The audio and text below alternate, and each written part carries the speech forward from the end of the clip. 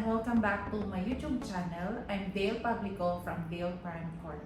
And today, i-discuss ko sa inyo yung mga unit na for transfer of rights na transaction. So itong unit na to is for sale and located siya sa Shore 2 Residences sa Tower 3. So yung Tower 3 na Shore 2, malapit siya, next siya sa Shore 3. And then, katabi siya ng Tower D ng Shore 1. So, gitna siya. And 16th floor, facing pool view siya. So, yung ano niya is swimming pool, yung view.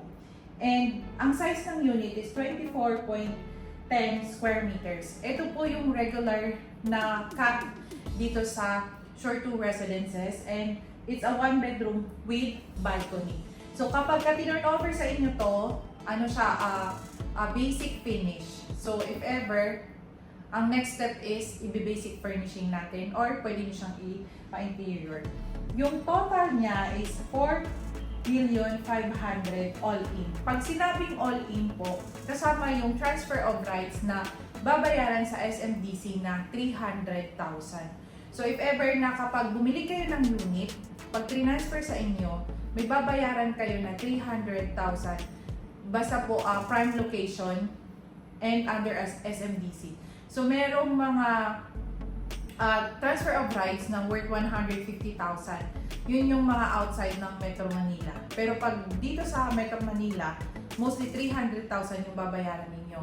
Same din kapag bibili kayo ng deed of absolute sale at magta-transfer kayo sa City Hall, may babayaran din kayong game tax, yung mga documentary stamp, abutin siya ng mga ganun din, 300 to 400,000 kapag ka nagpa-transfer kayo sa pangalan ninyo.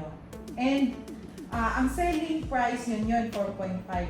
And ang cash out niya nasa 2.1 million. Ito yung ibibigay ninyo sa buyer, ay sa seller.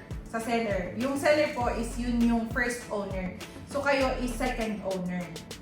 And yung balance na 2.3, yan yung pwede ninyong bayaran through in-house, SMDC, or i-loan ninyo sa bank, or pwede ninyong bayaran ng cash. So, nasa sa inyo kung paano nyo siya babayaran. Next question is, kailan ang turnover nito? Mostly, yung mga ganito is ready for turnover na siya. Pero ang ginagawa lang, binibenta nila, so ini-extend ng ini-extend. Kapag po nalipat na sa inyo, pwede ninyong i-follow up kay SMDC within 6 months kung kaya na nilang i-turn over yung unit. Yan.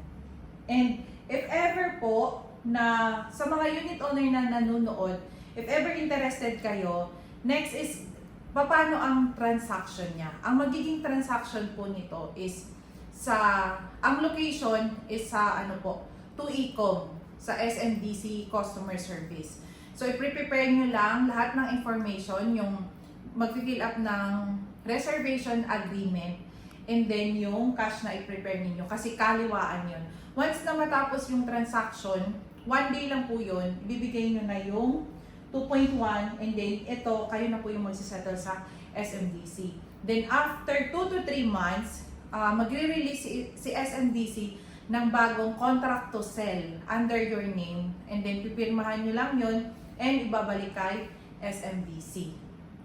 And then kapag ang worry naman ninyo, bumili kayo, sino po yung magmamanage? Actually, we do po property management. So from turnover to furnishing services hanggang sa rental management and then sa restoration. So all in na po sa amin lahat. Kapag kami po yung nag-handle, kami na rin po lahat mag-aasikaso. Depende po sa inyo. Kung kami yung mag-handle, then may team naman ako nag-handle ng rental. So, don't worry kung if ever bibili kayo, and then nandito naman kami na mag-asikaso ng investment ninyo.